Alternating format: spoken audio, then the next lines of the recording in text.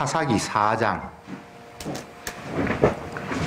1절부터 마지막 절까지 교독하겠습니다. 4장 1절 제가 먼저 읽습니다. 에웃에 죽은 후에 이스라엘 자손이 또 여호와의 목전에 악을 행하매 여호와께서 하솔의 골방 가나안 왕 야빈의 손에 손을 하셨는데 그 군대 장관은 이방으로 세스가는 시사했습니다. 야빈 왕은 철병거 900승이 있어서 20년 동안 이스라엘 자손을 심히 학대한 고로 이스라엘 자손이 여호와께 부르짖었더라. 그때 열아홉 안에 여섯분이 보라가 이스라엘의 사사가 되었는데 그는 에브라임 산지 라마와 베델 사이 드보라의 종려나무 아래에 거하였고 이스라엘 자손은 그에게 나아가 재판을 받더라.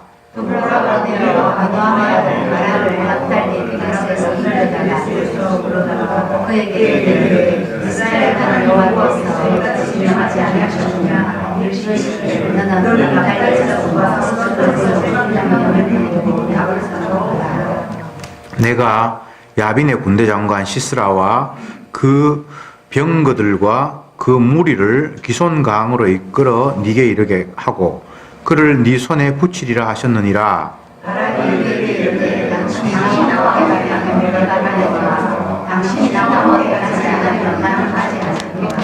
가로되 내가 반드시 너와 함께 가리라. 그러나 네가 이제 가는 일로는 영광을 얻지 못하리니 이는 여호와께서 시스라를 여인의 손에 파실 것임이니라 하고 드보라가 일어나 바락과 함께 게데스로 가니라. 바락이 술론과 달다이를 게데스로 보니 1만 이를 따라오라고 돌아오라고 하니라. 모세의 장인 호밥의 자손 중 겐 사람 헤벨이 자기 족속을 떠나 게데스에 가까운 사나님 상수리 나무 곁에 이르러 장막을 쳤더라.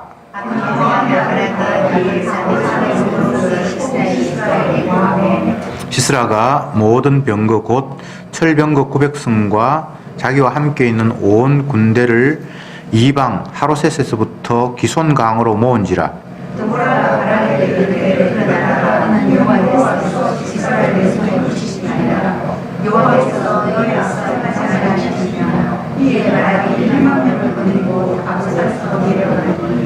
여호와께서 바락의 앞에서 시스라와 그 모든 병거와 그 온 군대를 칼날로 쳐서 파하게 하심에 시스라가 병거에서 내려 도보로 도망한지라.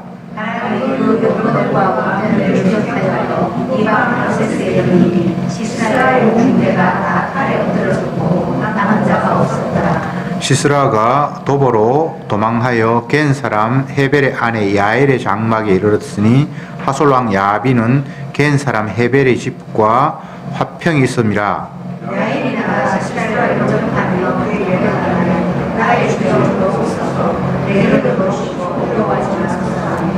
그 장막에 들어가니 야엘이 시스라가 그에게 말하되 청하노니 내게 물을 조금 마시우라. 내가 목이 마르도다 하매 적 부대를 열어 그에게 마시우고 그를 덮으니 그가 또 앞에 장막문에 섰다가 나중에 사람이 와서 내게 이르되 여기 한 사람이 있느냐 하거든. 그가 곤비하여 깊이 잠든지라. 헤벨의 아내 야엘이 장막 말뚝을 취하고 손에 방망이를 들고 그에게로 가만히 가서 말뚝을 그 살적에 박음에 말뚝이 꿰뚫고 땅에 박히니 시스라가 기절하여 죽으니라. 바락이 시스라에게 야엘이 나와서 그를 맞아가고 보라다 내가 어린 사람에게 보이니라. 바락이 그에게 들어가 보니 시스라가 죽어놓고 말뚝은 그 살적에 박혔더라. 이와 같이 이날에 하나님이 가나안 왕 야빈을 이스라엘 자손 앞에 패하게 하신지라. 이스라엘 자손의 그 가나안 왕 야빈을 점점으로 이겨서 마침내 가나안 왕 야빈을 진멸하였더라. 아멘. 이제 4장에 이르렀는데 4장의 내용이 굉장히 소상하게 나와 있습니다. 이스라엘 백성들이 또 여호와 앞에 악을 행하고 에웃이 죽은 후에 이렇게 돼 있죠.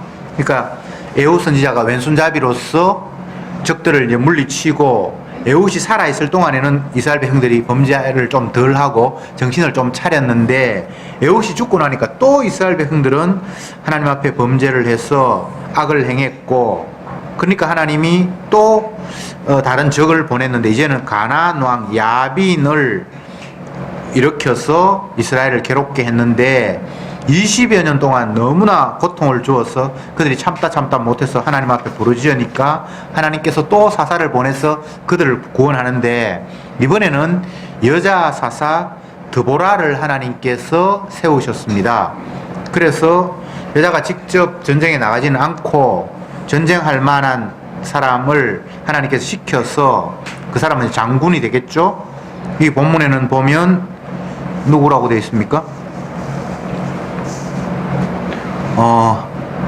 야빈, 야빈이 아니다. 누구냐?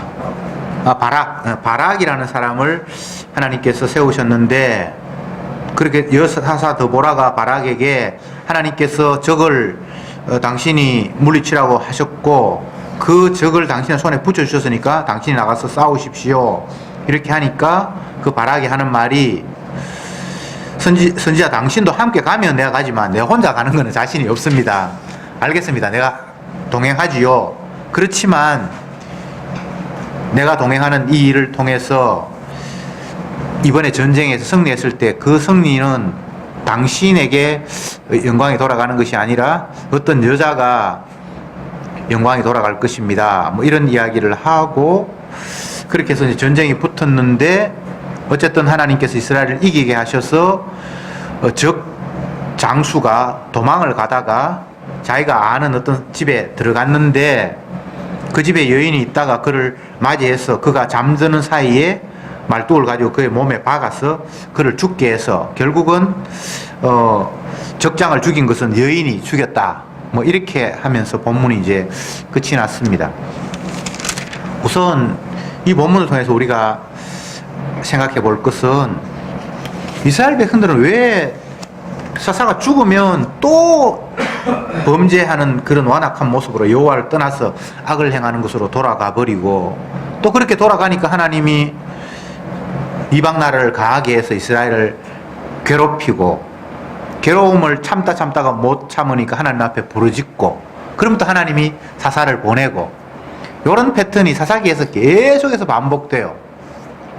범죄에 대한 하나님의 이방인을 들어서 심판, 그걸 통해서 고통받으니까 하나님 앞에 부르짖음, 하나님이 구원자를 보내심. 이 패턴이 사사기 내내 반복됩니다. 다시 말씀드립니다. 이스라엘이 하나님 앞에 범죄했어요. 하나님이 이방인을 들어서 그들을 심판하시고, 그러면 고통 가운데 있다가 하나님 앞에 부르짖고 하나님은 구원자를 보내고, 계속 이렇게 반복됩니다. 이스라엘 역사가 끝날 때까지 계속해서 그렇게 될 거예요. 우선 여기서 이제 부르짖었다 하는 내용을 이제 가지고 흔히들 이제 우리가 기도다라고 말씀을 할 수가 있고, 또 하나님이 부르짖으니까 구원자를 보내서 우리를 건진다. 이런 패턴을 이제 가지고 오면 성도는 기도해야 되고, 기도하면 하나님이 응답해 주신다. 이런 이제 독특한 그 구도가 성립이 되는데, 그건 복음이 아니에요. 중요한 게 다 빠졌어요. 그 이야기 속에는. 기도했을 때 하나님께서 응답하신다라는 말이 한편 맞는 것 같지만, 기도해서 응답하는 것이 아니고 하나님이 기도하게 하셔서 자기 뜻을 이루어 가시는 거예요. 기도 안 할 수가 없어. 죽을 지경이라. 20년 동안 가나안 왕 야빈이 철병거를 몰고 와서 이스라엘 백성들을 계속해서 괴롭히니까 기도 안 할래야 안 할 수가 없어. 하나님 살려주세요, 살려주세요. 이 말이 그냥 나오는 게 아니에요. 이건 자기가 필요해서 기도하는 것이 아니라 기도를 짜내는 거예요. 어쩔 수 없는 상태 속에서 하나님이 기도하게 하시고, 기도하니까 주께서 구원자를 보내시는 이런 모습이니까, 단순히 성도는 하나님 앞에 기도해야 되고, 기도하면 하나님은 응답해 주셔서 응답받고, 이런 내용을 여기서 끄집어내면 반칙이에요. 그런 거 아닙니다. 기도하지 않으면 안 되는 상황으로 하나님이 몰아세우고 자기가 원하는 것을 그들에게 주시는 이런 모습이에요. 그러면 우선은 하나님 앞에 부르짖는다라는 이 상황을 조금 세밀하게 들여다볼 필요가 있는데, 그 부르짖게 된 그 상황에는 1차적으로 자기의 죄가 얼마나 완악한 것인가라는 것이 담겨 있을 수밖에 없어요. 이스라엘 백성들이 하나님의 뜻을 어겨서 사사가 죽고 난 이후에 또 여호와 하나님이 화낼 만한 그런 일을 했고 악을 행했어요. 그러니까 이방인 이스라엘 백성들을 괴롭히고, 그 괴로움을 당하다가 안 되니까 하나님, 우리가 하나님을 배반하고 악한 일을 했으니까 이런 적들이 왔는데 주여 이제 이 적들을 물리주십시오. 이렇게 되니까 첫 번째 기도하면서는 자기가 죄인이라는 사실을 먼저 고백하게 돼요. 그러면 하나님이 사사를 보내는데 여기서 또 건너뛰면 안 돼요. 이스라엘 백성들이 불쌍했어. 그들이 기도하니까 하나님이 구원자를 보내주셨다. 이렇게 되면 중간에 큰 게 생략이 돼요. 그게 뭔가 하면 오전에도 말씀드렸습니다만, 누군가 대신해서 희생하는 분이 반드시 들어가야 돼요. 그래야만 그 희생을 근거로 그들을 구원하시는 거예요. 오전에도 제가 말씀을 드렸습니다만,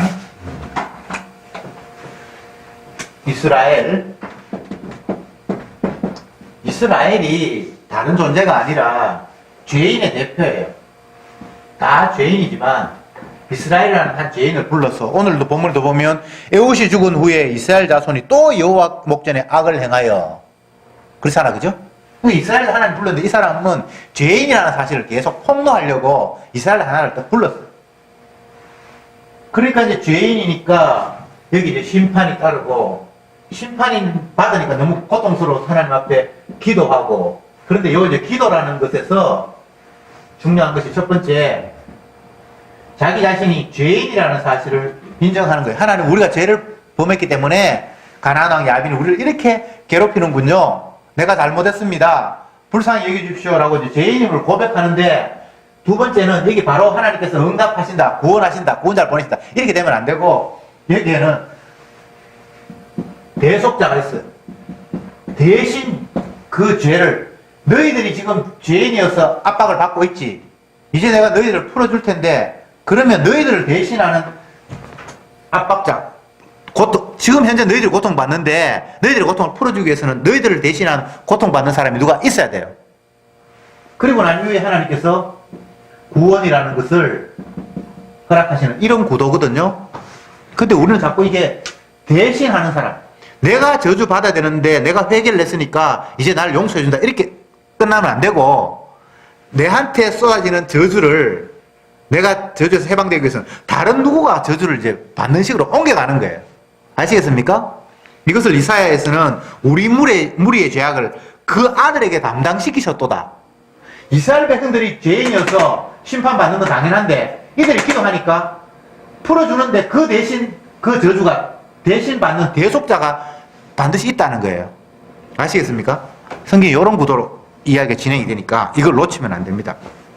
오전에 제가 말씀드렸잖아요. 이스라엘 백성들이 죄인이어서 천국의 명단에 이름이 간다는 것은 있을 수 없는 일이잖아요. 죄인인데 어떻게 천국 명단에 오를 수 있습니까? 하나님의 능력을 받고 70인 나아가서 전도하고 하나님 나라를 선포하고 왔는데도 불구하고 지자랑하잖아요. 귀신이 우리에게 항복합디다, 나 대단하지요 라는 식의 자기의 승리를 지금 자랑하고 있잖아요. 그러니까 주님께서 그런 걸로 인해서 기뻐할 게 아니야, 네 이름이 하나님 나라에 기록된 것으로 인해서 기뻐해 라고 이야기했는데, 죄인인 그들이 하나님 나라의 이름에 기록된다라는 그 자체가 사실은 있을 수 없는 이야기인데, 그 죄인의 자리를 예수님께서 죄를 담당을 하시고 난 이후에야 그들이 생명책에 이름이 기록이 될 수 있는 거예요. 똑같죠, 그죠? 죄인들에게 있어서 죄가 임하고 심판받아야 되는데 대속자가 대신 저주를 받음으로 말하면 그들의 구원이 일어난다. 똑같은 패턴이잖아, 그죠? 근데 요걸 갖다가 성경은 계속해서 반복하고 있어요. 어떤 상황에서도 똑같은 이야기를 합니다. 자세히 보면 이 틀 안에 모든 성경이 다 담겨 있어요. 그러면 이제 본문으로 다시 돌아가서, 이스라엘 백성들이 범죄를 했습니다. 하나님이 심판하십니다. 너무나 힘드니까 하나님 앞에 부르짖었습니다. 그런데 주님께서 구원자를 보내십니다. 근데 구원자를 보내시는 근거가 이스라엘 백성들이 받아야 될 심판을 대신해서 누군가가 받고, 그걸 근거로 그들은 심판에서 해방시켜 주시는 겁니다. 근데 이제 그 과정에서 여자 선지자 드보라라는 사람이 등장을 합니다. 우리가 그동안 나타난 선지자를 한번 더듬어 볼까요? 맨 처음에 나타난 선지자가 사사기에서 누구였습니까? 온니엘. 온니엘은 이방인이에요. 그나스 사람 온니엘 이렇게 돼 있죠, 그죠? 그러니까 이스라엘 백성들을 구원하는데 자기들이 스스로 적장을 물리치고 이기는 것이 아니라 이방인의 손을 빌릴 수밖에 없는 이런 나약한 모습을 이야기를 했어요. 그 다음 두 번째 사사는 왼손잡이 에훗. 왼손잡이라는 의미는 오른손보다 왼손을 더 잘 쓴다는 의미라기보다는 뭔가 오른손이 제대로 작동이 안 돼서, 권사님 요즘 뭐 몸이 제대로 말을 안 듣는다 그러는데 어쨌든 뭐가 이게 정상적이 아니에요. 그래서 왼손을 사용하는 거예요. 그러니까 이 병신 같은 이런 사람을 들어서 하나님 이스라엘을 또 건져냈어요. 그 다음에는 보면 삼갈이라는 사람이 잠깐 등장하는데 이 사람은 소모는 막대기로 적 600명을 죽였다 이렇게 돼 있어요. 그러니까 온니엘이나 에훗, 삼갈 이런 사람들이 다 뭔가 좀 모자라는 사람들 같은 그런 모습들이에요. 근데 오늘은 또 드보라라는 여자가 등장해서 이스라엘을 건져요. 남존 여비 사상이 있는 것이 아니라 이스라엘의 구조에서는 여자는 남자에게 종속되게 돼 있어요. 아시겠습니까? 그런데 여자가 설쳐서 나라를 구원한다는 것은 하나님이 이들을 욕하는 거예요. 너희들 지금 정상적이 아니라는 거예요. 바보 머저리라는 거예요. 그런데 또 더 중요한 것은 여사사 드보라가 직접 전쟁에 나와서 적을 물리치는 것이 아니라 남자 장수 한 사람을 세웠어요. 그런데 그 사람이 하나님 말씀을 듣고, 예, 주님께서 적들을 우리 손에 붙였으면 내가 나가겠습니다 이렇게 하면 되는데 겁이 나서 내 혼자 가면 내가 좀 겁이 나니까 선지자님 같이 가면 내가 갈게요, 이런 나약한 모습을 보이는 거예요. 그랬는데 결국은 하나님께서 이스라엘을 이기게 하셨으니까 이 야엘이 적들을 많이 물리치기는, 바락이 적들을 많이 물리치기는 물리치는데 적장을 마지막 처리는 못하고 적장이 도망을 갔는데 그 도망간 여인 맞죠?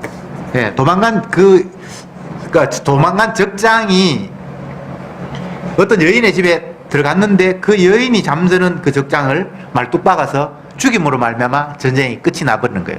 그 요 구도는 남자를 다 머저리 바보로 몰아세우는 거예요.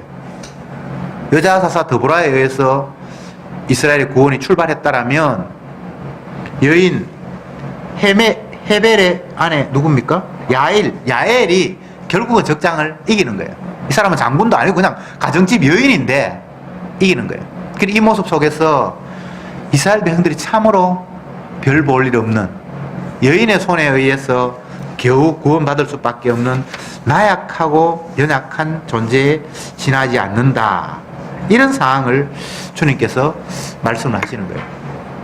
그러면 우리가 이 말씀을 보면서 어떤 걸 생각할 수 있습니까? 많은 걸 생각할 수 있어요. 강한 자를 세워서 이스라엘을 구원하는 하나님이 아니에요. 연약한 자를 세워서 구원하시는 거예요. 그러면 그 연약한 자가 대단하냐? 아니에요. 하나님이 하시는 일이에요. 오늘 본문에서 본문이 꽤 긴데 24절까지 있는데 중간중간에 중요한 주어들이 몇 번 등장하는데 여호와께서 이스라엘을 이방인의 손에 넘기신지라, 여호와께서 적들을 누구야? 갑자기 바락의 손에 붙이신지라, 여호와께서 그 적장을 여인의 손에 붙이신지라. 계속해서 여호와께서라고 중간중간에 사람이 하는 일이 아니라 여호와 하나님이 이 일을 주관하고 계신다는 사실을 거듭 반복해요. 세상에 신약으로 오면 이제 예수 그리스도 아버지로부터 모든 권한을 예수님이 받았으니까 예수 그리스도가 하지 않는 일이 아무것도 없어요. 여호와께서, 구약에는, 신약에는 예수님께서 그 일을 하셨다. 주님이 일이 되게 하셨다. 주님이 너를 보내셨다. 주님이 만나게 하셨다. 근데 우리는 그 주어 되시는 주님을, 예수님을 자꾸 이렇게 안 보이니까 없는 것으로 간주하고 생각하잖아요. 저 사람이 나를 해코지했어요. 저 사람 때문에 내가 이렇게 좋은 자리에 왔어요. 계속 눈에 보이지 않는 언약의 하나님이, 신약으로 이야기하면 예수 그리스도가 모든 일을 지금도 주관하고 계시고 그분이 일을 되게 하셨는데, 우리는 자꾸 사람이, 환경이, 또 누구가 이렇게 해서 내가 이렇게 됐습니다 라는 식의 생각을 가져요. 제가 지난주 설교 요약해서 그 주보에 적었는데, 거기에 이제 도미노 현상이라는 표현을 썼어요. 도미노 현상 알죠? 나무 막대기 조그마한 것들을 일정한 간격을 두고 쫙 세워놓고 앞에 있는 거 하나 툭 밀어 건드리면 그게 뒤에 걸 넘어뜨리고 하면서 마지막에 뭔가 하나 탁 일이 일어나는 거예요. 그게 도미노 게임인데, 그걸 이제 도미노 현상이라고도 하는데, 주님이 이 세상을 움직이는 방법이 그런 거예요. A라는 사람을 밀어서 그 사람이 넘어뜨려서 그에게 영향을 받으면 또 영향을 받고 하는데, 결국은 그게 주님의 주되심을 드러내는, 다른 이야기를 하면 하나님이 자기 약속하신 것, 언약하신 것을 이루는 일에 활용이 되는 거예요. 제가 처음 서울에, 대구에 살다가 처음 이제 서울에 가서 몇 년을 살게 됐는데, 전철을 탔는데 아침에 너무 복잡한 거예요. 그래서 사람을 그 전철 안으로 밀어 넣는 사람, 그 푸시맨이라 그러는데, 그런 사람이 막 밀어가지고 겨우 들어가면 이렇게 문이 닫혀서 가거든요. 그래서 푸시맨에 밀려서 전철 안에 들어간 것까지는 좋은데, 더 난감한 상황이 여자든 남자든 모르는 사람끼리 서로 얼굴을 마주하고 이게 막 부닥치는 게 정말 어색했어요. 근데 그것도 일주일 지나니까 그러려니 하고 그냥 짐짝처럼 밀려서 타고 다녔는데, 그러니까 그런 공간 속에서 한번 생각해 보세요. 내가 누구를 밀려고 한 것이 아니라 뒤에서 누가 나를 밀었고, 내가 밀리니까 나도 모르게 다른 사람을 밀고, 이렇게 막 돌아가는 거예요. 이게 세상이 돌아가는 모습이에요. 내가 내 의지로 누구를 어떻게 하고 한 것 같죠? 아니에요. 나도 모르게 내가 밀려왔고, 내가 밀리니까 그 밀리는 반동에서 나도 모르게 누군가를 툭 건드리고, 세상이 전체가 다 그렇게 돌아가는 거예요. 경제적인 용어 가운데 이런 게 있어요. 미국의 어떤 지역에 찬바람이 싹 불더니 중국의 베이징에 감기 몸살을 앓는다. 경제적인 용어를 설명하는 가운데 이런 게 있어요. 미국의 어떤 지역하고 중국하고는 거리가 엄청나게 멀어요. 약 1000km 정도 거리가 있는데, 미국에 찬바람이 불었는데 1000km 넘어요. 저기 지금 감기 몸살 내가 기침을 하고 있는 거예요. 이게 경제적인 여파라는 거예요. 경제만 그런 게 아니에요. 모든 게 다 그렇게 맞물려서 움직여가는 거예요. 그러면 미국에 찬바람이 부는데 그 사람이 중국에 감기 걸릴 영향력을 행사하기 위해서 자기들이 찬바람을 맞은 거 아니거든요. 어딘가 모르게 찬바람이 왔는데 나중에 저 반대편에 있는 사람이 기침을 하고 난리가 나는 거예요. 미국의 어떤 달러가 조금 오르고 내리고 하는데 그게 전 세계로 영향이 미쳐서 저쪽에는 망하고 막 난리가 나는 그런 현상이 벌어지도록 세상은 구조되어 있는 거예요. 그래서 그 누구도 내 힘으로 내가 버텨서 살아가는 사람은 아무도 없어요. 내가 이 땅에 태어난 것까지 나도 모르게 그냥 던져졌어요. 그렇잖아요. 이사를 가고 누구를 만나고 이게 우연이 아니에요.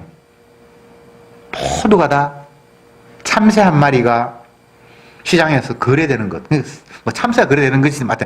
지극히 사소한 것 하나가 누구 손에서 누구에게로 소유권이 옮겨가고 이게 가는 게 주님의 사인이 없이는 안 일어나는 일이라고 성경이 말씀하고 있잖아요. 그러니 우리가 내 의지대로 내가 소망하는 대로 살겠다라는 그 발상 자체가 반복음이에요. 내 뜻대로 되는 게 아니에요. 그걸 아는 사람이 고백하죠. 내 뜻대로 마옵시고 주 뜻대로 하옵소서. 예수님께서 그렇게 이야기하시잖아요. 예수님은 자기 뜻대로 할 수도 있는 분이에요. 모든 권한을 아버지부터 받았으니까. 그런데 자기 뜻대로 하지 않고 아버지 뜻대로 돼야 됩니다라고 자기를 굴복하고 복종하는 그 모습을 예수님이 취하셨죠. 그게 인간이 할 수 있는, 하나님 앞에 할 수 있는 일의 가장 표본적인 모습이에요. 저와 여러분들이 근데 예수님 뜻대로 주여 가라 하면 가고 오라 하면 올 뿐입니다. 나는 주의 종이잖아요. 근데 나는 이게 이익이 있으니까 나는 갈 거예요. 이거 손해나니까 안 갈 거네요 라는 그런 말이 거기에는 들어갈 공간이 없는 거예요. 주가 원하시면, 주라는 건 뭡니까? 주인이니까. 당신이 원하시면, 당신이 세상의 주인이시잖아요. 당신이 원하는 대로 이걸 모든 걸 만들었잖아요. 그게 당신이 주인이니까 당신이 원하는 대로 그건 나는 가야 되는 존재 피조물이잖아요 라는 그런 고백인 거예요. 그리고 그보다 더 주님을 영화롭게 할 수 있는 방법이 없는 거예요. 제가 기도를 이야기하면서 기도는 인간이 청구서를 내밀고 간절히 기도하면 하나님께서 응답해 주신다, 이런 구도가 아니라고 말씀을 드렸습니다. 지금 이스라엘 백성들은 가나안 왕 야빈에게 20년 동안 너무나 큰 괴로움을 당해서 부르짖지 않으면 안 되는 환경에 왔어요. 그러니까 주님 앞에 부르짖고, 그러니까 주님께서 응답해 주는데 그 과정에서 대속자가 대신 너희들이 받아야 될 저주를 받고 그들에게는 저주가 풀어져서 구원하는 이런 상태를 제가 기도라는 틀 속에서 읽을 수 있다라고 말씀을 드렸는데, 그리고 이거는 뭐 누구가 원하고 말고 하는 그런 문제가 아니에요. 주님이 대속자를 보내주기 위해서 우리는 기도할 수밖에 없는 거예요. 하나님, 내가 받아야 될 저주 대신 저주받을 사람을 빨리 보내주십시오, 이런 기도를 하는 게 아닙니다. 사람들은 자기가 힘드니까 주여 못 살겠습니다 라고 하는데, 주님이 그 소리를 듣고는 대속자를 보내서 그들의 고통을 대신하는 사람을 하나님 보내셔서 그들을 구원한다라는 거예요. 그러니까 주님은 대속자를 보내려고 하는 그 목적을 위해서 그들을 고통 속에 집어넣고 부르짖게 하시는 거예요. 아시겠습니까? 예. 어떤 분이 이런 질문을 해요. 성경을 읽어보니까 뭐 많은 거는 이해도 되고 뭐 그게 당연하다라고 생각이 되는데, 그 가운데 이해가 안 되는 것 중에 하나가, 하나님이 아담 하와를 만들어 놓고 아담 하와가 사는 그 에덴 동산에서 왜 생명나무만 만들어 놓지 선악과를 따먹을 그걸 유혹을 하도록 그렇게 만들어 놨습니까? 라는 그런 질문을 하는 사람이 들어 있어요. 여러분들도 그런 의문이, 질문을 남한테 했는지 아닌지는 모르지만 충분히 가질 수 있는 의문이잖아요. 선악과 없었으면 범죄할 일도 없고 생명나무 따먹고 그냥 영생하면 얼마나 일이 간단합니까? 그런데 하나님이 유혹에 끌인 선악과를 딱 동산 중앙에, 맨 중앙에 딱 놔두고, 그것도 먹음직도 하고 보암직도 하고 막 그걸 먹으면 지혜롭게 될 것 같은 그런 느낌이 드는, 너무너무 이게 이제 탐스러운 거예요.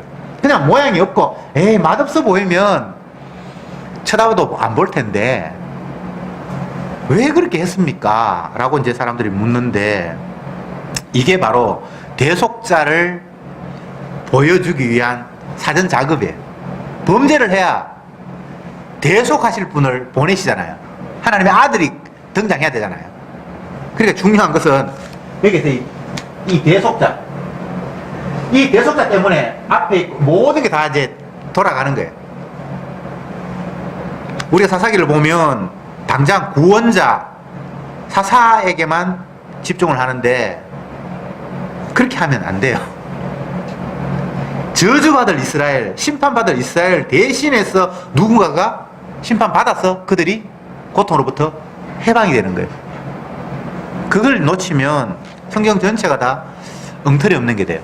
마치 내가 기도하니까 하나님이 들어주셨다, 내 기도 때문에 어여삐 보셔서 하나님께서 복 주셨다, 이렇게 돼버리면 복 주신 하나님만 있지 누군가 대신 희생하시는 대속의 피를 흘리는 십자가가 들어갈 틈이 없잖아요. 기도해서 응답해보면 응답해 주신 하나님 고맙고, 응답해 주신 하나님은 능력이 많으니까 많은 걸 내게 주셨고, 그렇게 돼버렸을 때 대속자, 십자가에 피 흘리신 분이 생략되잖아요. 그게 마귀의 작전이에요. 그래서 기도해서 응답받는다는 게 마귀의 소리예요. 기도해서 응답받는 거 없어요. 주님이 기도하게 하시고 대속자를 보여주기 위해서 선악과가 따먹어야 되고, 그렇게 해서 누군가가 대신 저주받음으로 말미암아 구원이 성립되고, 그러면 구원받은 사람은 내 구원받았습니다 를 자랑하는 것이 아니라 나는 저주받아야 되는데 나를 대신해서 누군가 저주받아서 내가 이 자리에 왔습니다 라고 주님 앞에 감사하겠죠. 그게 하나님의 뜻이에요. 골로새서에 나타나 있죠. 모든 피조물들이 주님 앞에 무릎을 꿇고 나의 주님이라고 고백하도록 세상은 돌아간다. 그걸 통해서 아버지도 영광을 받으신다. 이게 처음부터 끝까지 주님이 계획하신 바예요. 그래서 세상은 구속자가 중심이에요. 대속자, 누군가 대신 저주받으실, 십자가에서 대신 피 흘리신 예수님이 중심이에요. 그분 드러내게 하기 위해서 인간이 죄를 짓고 부르짖고, 그러면 주님께서 십자가로 그들에게 손을 내미시고 그들이 받을 저주, 너희들이 받을 저주 내가 대신 받을게 라고 하면서 그들을 건져주는 식으로 주님의 역사가 일어나는 거예요. 그래야만 예수 그리스도가 주가 되잖아요. 주 예수. 주 예수는 우리의 어려움을 간파하시고 해결하시는 그런 분으로 이해하면 안 돼요. 대신 저주받아야 돼요. 대신 고통받아야 되고. 그래서 주님은 우리를 체휼하시는 분이다. 히브리서에 그렇게 되어 있죠. 체휼하시는 분이다. 직접 몸으로 아픔을 겪으시는 분이다. 자, 지금까지 한 걸 좀 정리해 봅시다. 이스라엘 백성들은 범죄를 했습니다. 하나님께서 심판을 하십니다. 그러니까 주님께서 구원자를 보냈습니다.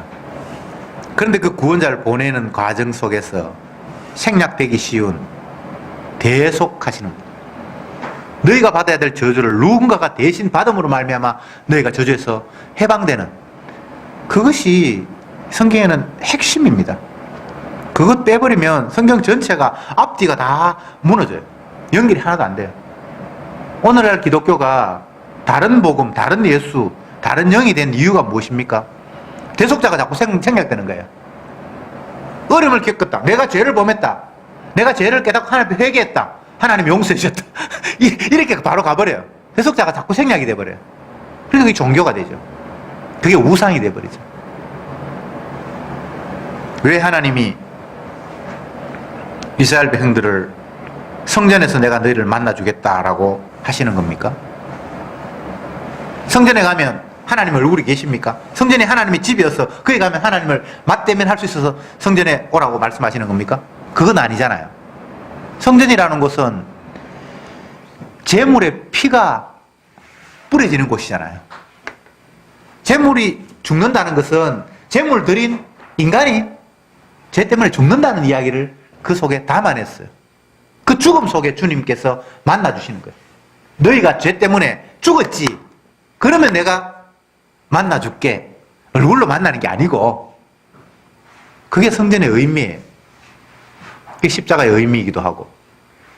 사람들은 자꾸 살아서 내 선한 의지와 행동들을 가지고 하나님 앞에 영광을 돌리겠다라고, 그게 종교죠, 그죠? 그런 발상을 갖는데, 하나님은 우리가 죄인들이 하는 걸 받을 수가 없어요. 다 더럽기 때문에. 착한 것도 있잖아요. 착한 거 없습니다.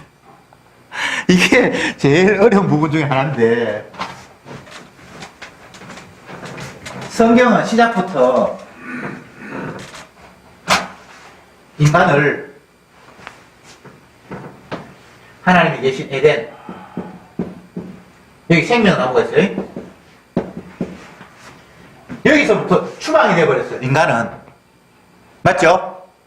그러면 이제 이 생명나무가 없는 공간이에요. 여기. 이게 우리의 공간이에요. 여기서는 여기 인간이 있는데 쉽게 하면 이게 생명나무가 없어요. 이게 죽음이죠.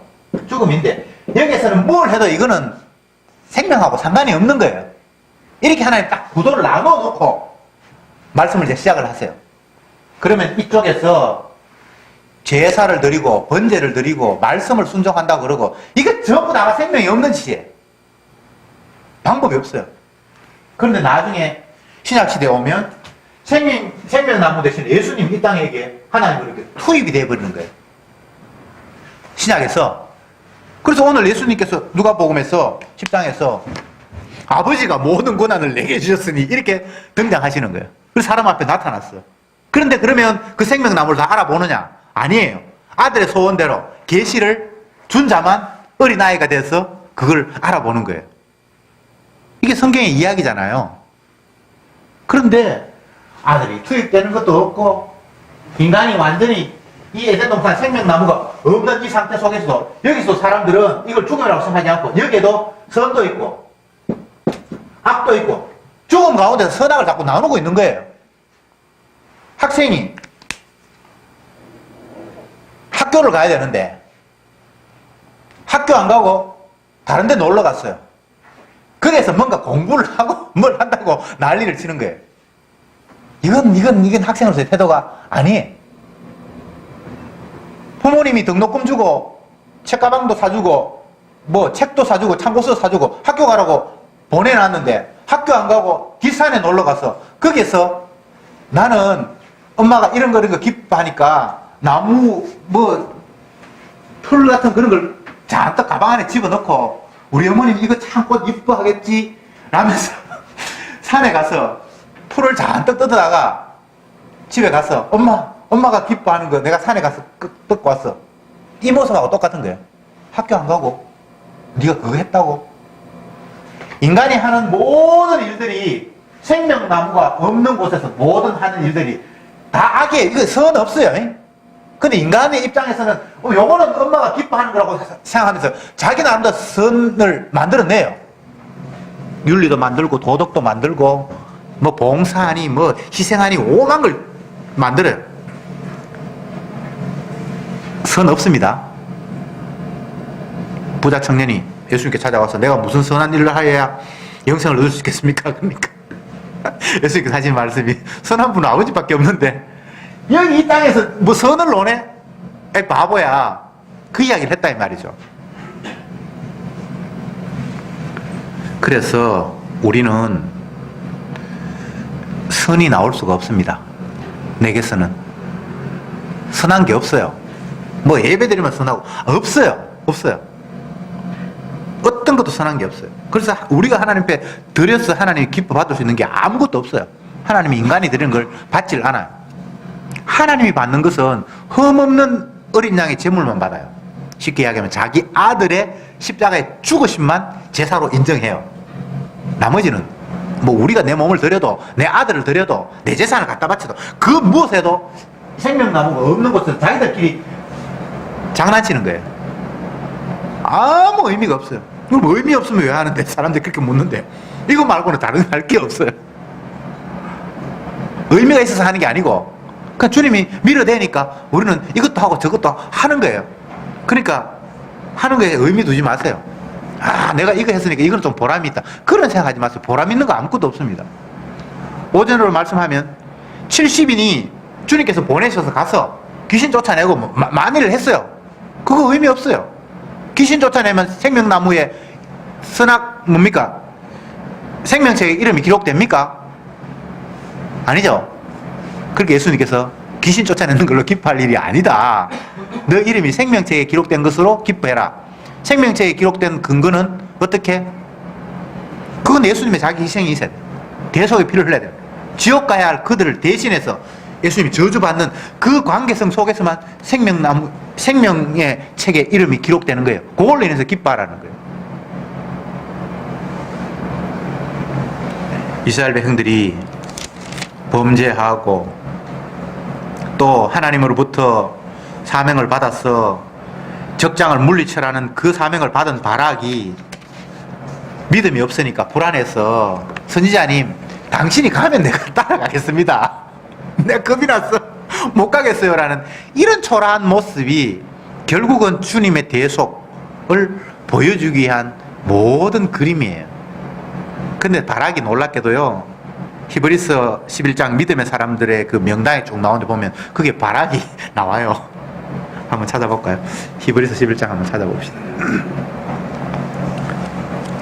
히브리서 11장 360 몇 페이지고 365페이지입니까? 히브리서 11장 32절 한번 봅시다. 히브리서 11장 32절 같이 한번 읽어볼게요. 시작. 내가 무슨 말을 하리요? 기드온, 바락, 삼손, 입다와 다윗과 사무엘과 및 선지자들의 일을 말하려면 내게 시간이 부족하리로다. 여기 앞부분에 막 믿음의 사람들을 쫙 열거해놓고 그 가운데 이제 기드온, 바락, 삼손 이렇게 나오죠, 그죠? 이게 믿음의 사람이에요. 믿음의 사람. 좀 이해가 안 되죠. 이 바락 같은 사람이 보니까 얍삽한 사람이고 믿음도 없어서 여자 치마팍에 쌓여 있는 이런 사람인 것 같은데 이게 이제 믿음의 사람의 명단에 들어가는 거예요. 모세 같은 사람을 어떻게 칭찬했는가 하면 모세는 하나님의 언약을 믿음으로 말미암아 자기 민족과 함께 고난받기를 절개해서 애굽의 그 화로운 왕궁의 삶을 벗어났다 이렇게 기록해놨어요. 그렇습니까? 아니잖아요. 사람 죽여가지고 도망했잖아요.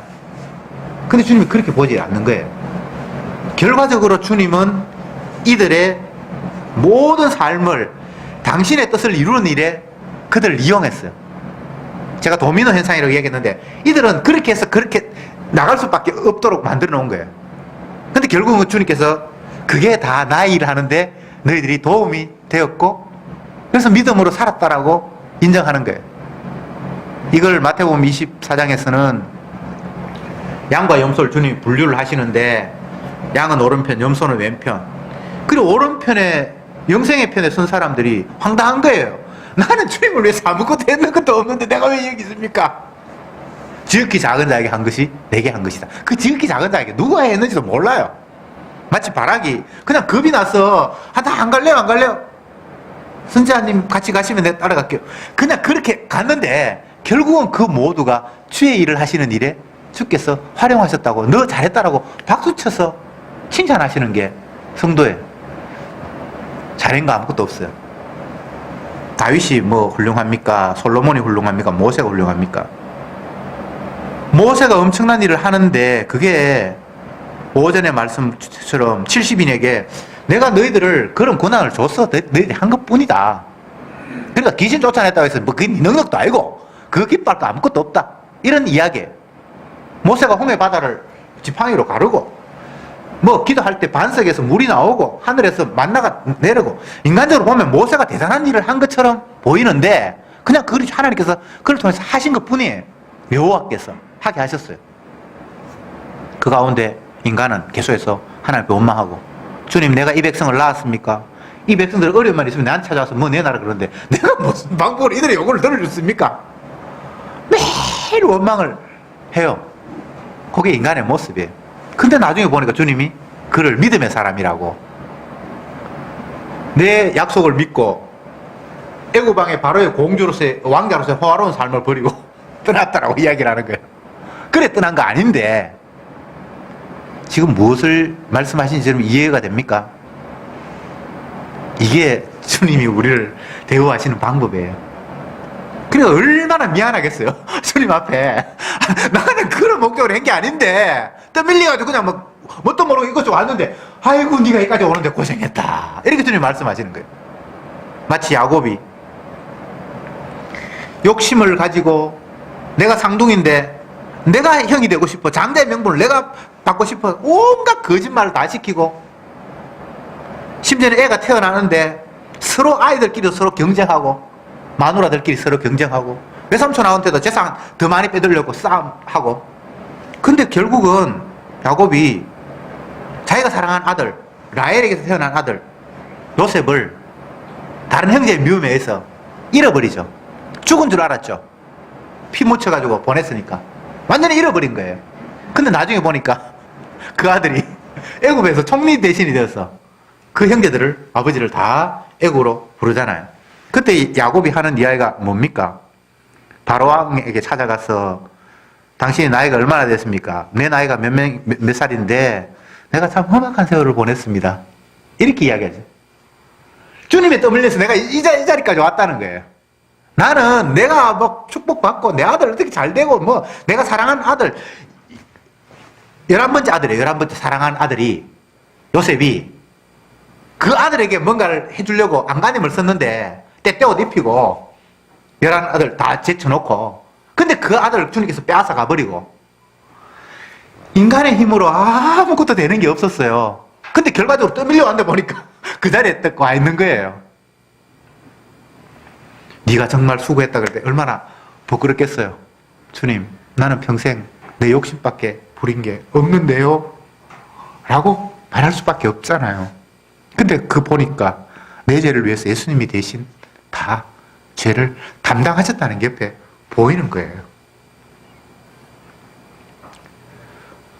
신앙이라는 게 이론이기도 하지만 이게 이론으로 끝나는 것이 아니라 실제적으로 우리에게 덮쳐올 때에 우리는 그 주님 앞에 대신 희생하시는 그분 앞에 아무 할 말이 없게 되는 거예요. 뭘 주세요, 달라고 할 수가 없어요. 나는 죄인입니다. 나를 떠나소서라는 그 고백밖에 안 나오는 게 은혜가 덮쳐온 현상이에요. 구원해서 좋습니다. 하나님 내 살았으니까 정말 행복하네요. 라는 이런 말이 나올 수가 없는 거예요. 내가 내 욕망 때문에 간음하다가 현장에서 붙들려서 돌에 맞아서 죽어야 될 그 상황 속에서 주님이 찾아와서 내가 너를 정죄하지 않겠다라고 말씀하시는 그 상황 앞에 주님 고맙습니다 이렇게도 말할 수가 없는 거예요. 너무나 부끄러운 거예요. 왜 내가 돌에 맞아 죽어야 될 그 상황에서 내가 너를 정죄하지 않겠다라는 그 답이 떨어진지를 보니까 예수님이 대신 지금 돌 맞고 정죄받고 있는 이 상황 때문에 내가 정죄받지 않는 상황에 온 걸 깨닫는 거예요. 이게 신앙이에요. 이게 믿음이 덮쳐온 거예요.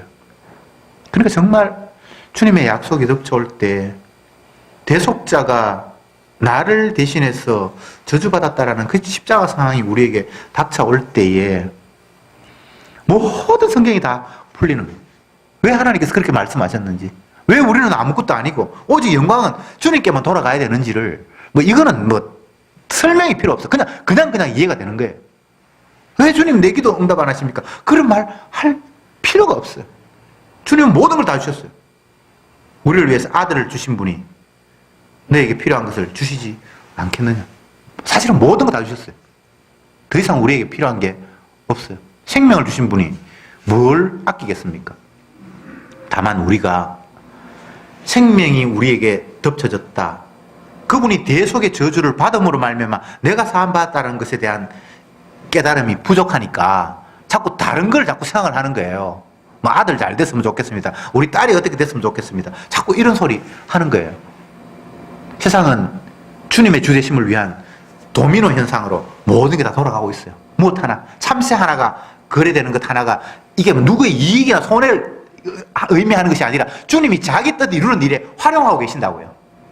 내가 바랄 거 아무것도 없어요.